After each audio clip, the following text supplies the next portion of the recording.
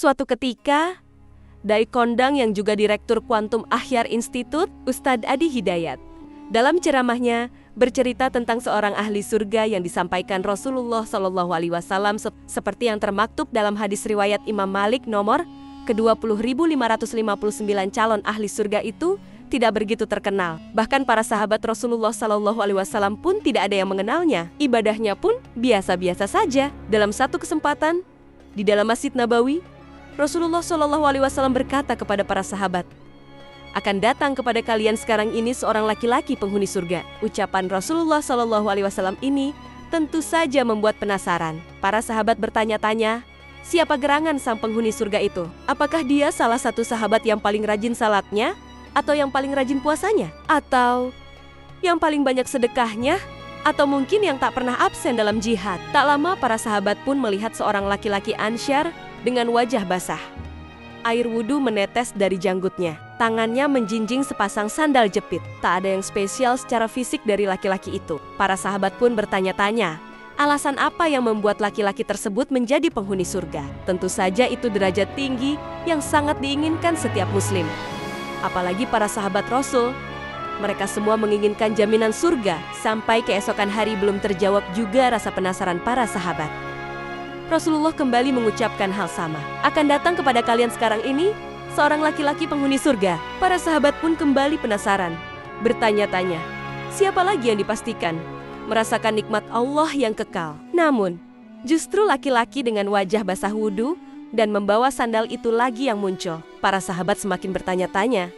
Namun tak ada satupun yang berani bertanya pada Rasulullah. Hingga ketiga kalinya, Rasulullah mengucapkan hal yang sama. Namun, tetap saja yang muncul laki-laki tadi. Para sahabat pun yakin, laki-laki itulah calon penghuni surga. Tapi, tak satupun sahabat yang mengetahui alasan dibalik. Rahmat Allah memasukkan laki-laki itu dalam golongan yang selamat pada hari akhir.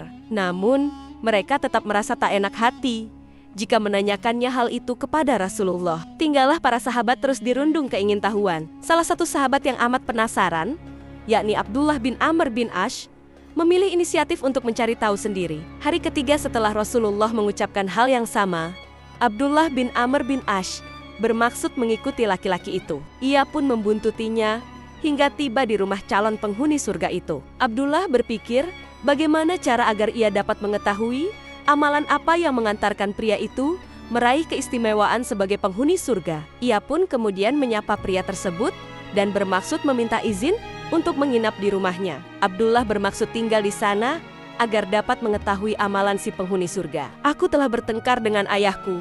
Kemudian aku bersumpah untuk tidak mendatanginya selama 3 hari. Jika boleh, aku ingin tinggal bersamamu selama 3 hari. Ujar Abdullah kepada laki-laki itu. Si penghuni surga tersebut dengan senang hati menyambut Abdullah. "Tentu, silakan," ujarnya gembira. Maka, tinggallah Ibnu Amr di rumah calon penghuni surga itu selama 3 hari. Selama tinggal di sana, Abdullah mengamati setiap ibadah dan amalan yang dilakukan si calon penghuni surga. Hari pertama, Abdullah tak menemukan adanya amalan spesial dari laki-laki itu. Hari kedua, ibadahnya masih sama. Tak ada yang istimewa. Hingga hari terakhir, Abdullah tak juga menemukan ibadah yang luar biasa dari si laki-laki yang berhasil meraih keutamaan surga tersebut. Abdullah hanya melihat ibadah si laki-laki yang biasa. Hanya menjalankan ibadah wajib saja. Di sepertiga malam, pria itu tak pernah bangun salat tahajud. Meski Abdullah bin Amr selalu mendengar laki-laki itu berzikir dan bertakbir, acap kali terjaga dari tidur. Pria itu baru bangun saat waktu salat subuh tiba. Luput dari salat malam, pria penghuni surga itu pun tak menjalankan puasa sunnah. Namun, Abdullah juga tak pernah mendengar pria itu berbicara, kecuali ucapan yang baik. 3 hari terlewat tanpa menemukan jawaban apapun. Bahkan, hampir saja Abdullah meremehkan amalan si penghuni surga jika tak mendapat jawaban sebelum pamit. Ketika izin pulang setelah menginap 3 hari, Abdullah mengakui maksudnya untuk mencari keutamaan amalan si laki-laki itu, hingga beruntung menjadi salah satu penghuni surga Allah yang dipenuhi segala kenikmatan. Kepada pria itu, Abdullah berkata, "Wahai hamba Allah, sesungguhnya tidak pernah terjadi pertengkaran antara aku dan ayahku. Tujuanku menginap di rumahmu adalah karena aku ingin tahu amalan yang membuatmu menjadi penghuni surga. Sebagaimana yang disabdakan Rasulullah, aku bermaksud dengan melihat amalanmu itu, aku akan menirunya. supaya bisa menjadi sepertimu. Tapi ternyata kau tidak terlalu banyak beramal kebaikan. Apakah sebenarnya hingga kau mampu mencapai sesuatu yang dikatakan Rasulullah sebagai penghuni surga? Tanyanya. Laki-laki itu pun tersenyum dan menjawab ringan. Aku tidak memiliki amalan, kecuali semua yang telah engkau lihat selama 3 hari ini. Jawabannya itu tak memuaskan hati Abdullah ibn Amr. Namun, ketika Abdullah melangkah keluar dari rumah, laki-laki tersebut memanggilnya. Ia berkata kepada Abdullah, "Benar, amalanku hanya yang engkau lihat. Hanya saja, aku tidak pernah berbuat curang kepada seorang pun, baik kepada muslimin ataupun selainnya. Aku juga tidak pernah iri ataupun hasad kepada seseorang atas karunia yang telah diberikan Allah kepadanya." Mendengar perkataan tersebut, takjublah Abdullah bin Amr bin Ash.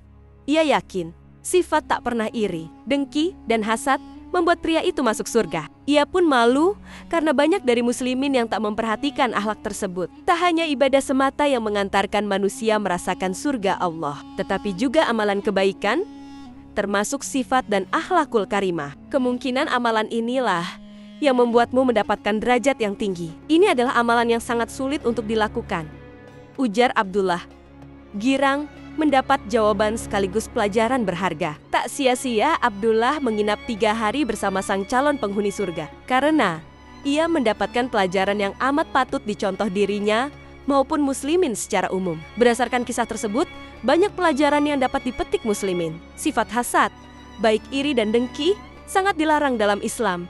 Bahkan dari kisah ini, tampak seorang yang tak pernah memiliki sifat itu merupakan penghuni surga Allah. Rasulullah bersabda, dari Abu Hurairah radhiyallahu anhu, ia berkata, Rasulullah shallallahu alaihi wasallam bersabda, kalian jangan saling mendengki, jangan saling najasi, jangan saling membenci, jangan saling membelakangi. Janganlah sebagian kalian membeli barang yang sedang ditawar orang lain. Dan hendaklah kalian menjadi hamba-hamba Allah yang bersaudara. Seorang muslim itu adalah saudara bagi muslim yang lain. Maka ia tidak boleh menzaliminya, menelantarkannya, dan menghinakannya. Takwa itu, di sini beliau memberi isyarat ke dadanya 3 kali. Cukuplah keburukan bagi seseorang jika ia menghina saudaranya yang muslim. Setiap orang muslim, haram darahnya, hartanya, dan kehormatannya atas muslim lainnya. Har Muslim nomor 2564.